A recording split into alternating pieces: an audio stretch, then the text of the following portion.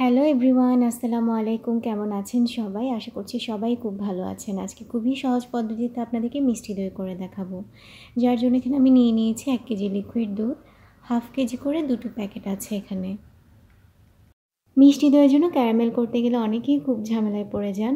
হালকা জাল করতে গেলে দেখা যায় কালারটা ভালো আসে না, আবার বেশি জাল করতে গেলে দেখা যায় তেতো হয়ে যায় বা স্বাদটা নষ্ট হয়ে যায়। সেরকম কোনো ঝামেলা ছাড়াই আমি আজকে তৈরি করে দেখাবো। এখানে আমি পাউডার দুধ নিয়েছি হাফ কাপের মতো। 1 কেজি লিকুইড দুধ থেকে 1 কেজি দই হবে এখানে। যেহেতু আমি পাউডার দুধটা ইউজ করেছি তাই অনেকক্ষণ জাল করে ঘন করে নেওয়ার কোনো প্রয়োজন নেই। এখানে আমি হাফ কাপের মতো গুড় নিয়েছি। যেহেতু আমার বাসায় মিষ্টিটা খুবই হালকা পছন্দ করে তাই আমি গুড়ের পরিমাণটা কম রেখেছি। তবে যারা মিষ্টিটা একটু বেশি পছন্দ করেন গুড়ের পরিমাণটা বাড়িয়ে নেবেন। এই অবস্থায় টেস্ট করে নেবেন যে মিষ্টির পরিমাণটা কেমন হয়েছে, সে অনুযায়ী বাড়িয়ে নিতে পারেন। গুড় দিয়ে আমি বেশিক্ষণ জাল করব না, 5 মিনিটের মতো জাল করব মৃদু আছে, তারপর নামিয়ে নিব। চুলা থেকে নামিয়ে নেওয়ার পরেই আমি একটা হ্যান্ড হুইস্কের সাহায্যে খুব ভালো করে বিট করে নিব। চিনির ক্যারামেলের টেস্টটা থেকেও আমার কাছে গুড়ের টেস্টটা খুবই ভালো লেগেছে, যার কারণে আমি আপনাদের সাথে এটা শেয়ার করলাম। বাসায় অবশ্যই ট্রাই করবেন। আর চিনির ক্যারামেলের যে একটা ঝামেলা থাকে সেটাও থাকলো না, খুব সহজে করে নিতে পারবেন। এভাবে আমি অনেকটা ঠান্ডা করে নিব নেড়ে ছেড়ে। হালকা একটু গরম থাকবে যাতে আঙুলটা ডুবিয়ে রাখতে পারেন। এভাবে চেক করে নেবেন। আর এখানে আমি টক দই নিয়েছি 1/4 কাপের মতো। একটা ছাঁকনির সাহায্যে পানিটা খুব ভালো করে ঝরিয়ে নিতে হবে। আপনারা চাইলে এখানে মিষ্টি দইটাও ব্যবহার করতে পারেন। দিয়ে ভালোভাবে একটু মিশিয়ে নেবেন।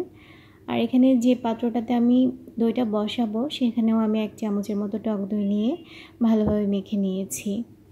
হাঁড়িতে ঢেলে নিচ্ছি। আর মাটির হাঁড়িতেই করতে হবে এমন কিছুই না।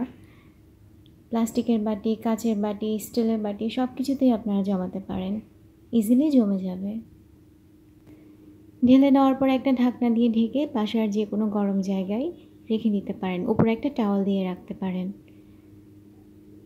কিচেনে রাখতে পারেন, চুলার পাশে। আমি একটা ঢাকনা দিয়ে ঢেকে ওভেনে রেখে দিচ্ছি। 7 থেকে 8 ঘন্টা পর দইটা জমে যাবে। ফিরে আসছি 7 থেকে 8 ঘন্টা পর। 7 ঘন্টা পর দইটা খুব ভালোভাবে জমে গেছে। এরপর 2 থেকে 3 ঘন্টার জন্য নর্মাল ফ্রিজে রেখে দিতে হবে, অথবা সারা রাতও রেখে দিতে পারেন। যেহেতু আমি রাতে করেছিলাম তাই সারা রাত ছিল। আর এটা হচ্ছে সকালের লুক, দেখতেই পাচ্ছেন খুব সুন্দরভাবে কিন্তু জমেছে।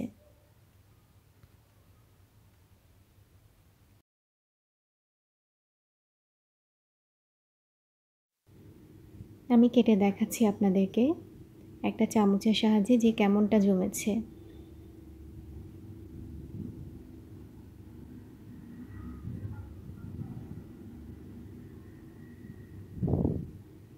এই যে খুব ভালোভাবে কিন্তু জমে গেছে। আর এখানে কিন্তু পানিও ছিল না। আপনারা টক দই যখন ইউজ করবেন পানিটা খুব ভালোভাবে ঝরিয়ে তারপর ইউজ করবেন, তাহলে পানিটা থাকবে না। বাসায় ট্রাই করে জানাবেন কেমন হয়েছে। আর আমার রেসিপিটি ভালো লেগে থাকলে সাবস্ক্রাইব করে পাশে থাকার অনুরোধ রইল। সবাই অনেক বেশি ভালো থাকবেন। ধন্যবাদ সবাইকে। আসসালামু আলাইকুম।